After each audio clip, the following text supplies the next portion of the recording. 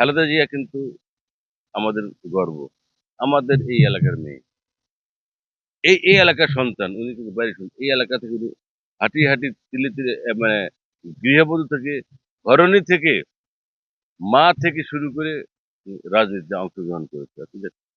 এটা আমাদের কৃতিত্বের, ক্রেডিটের বিষয়, গর্বের বিষয়। উনার জন্য আমার কাছে দোয়া, আজকে এই রোগ মুক্তি কামনা।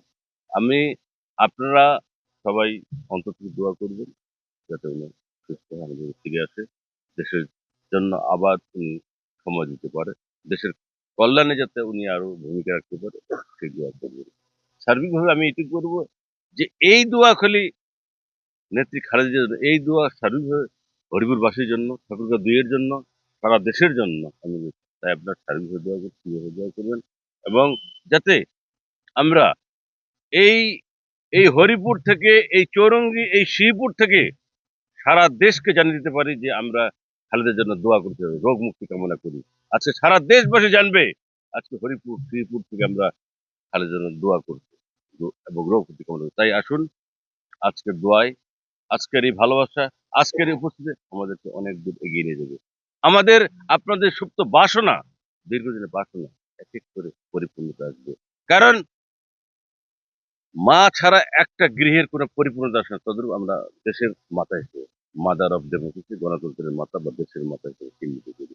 তাই আমি রাজনৈতিকভাবে গণতান্ত্রিক পরিপূর্ণতার জন্য খালেদা জিয়ার স্বাভাবিকভাবে আসা বা সুস্থতার প্রয়োজন আমরা অনুভব, দেশবাসীর প্রয়োজন, দেশবাসী সারা দেশে বিভিন্ন জায়গায় যেন দোয়া হচ্ছে।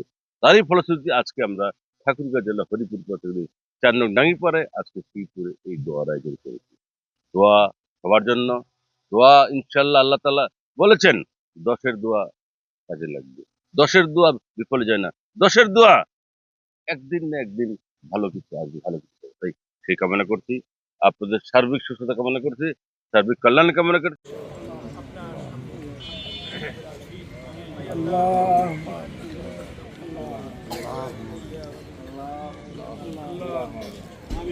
আজলা কামিলা দান করে আপনি আমাদের মাঝে ফিরিয়ে দেন।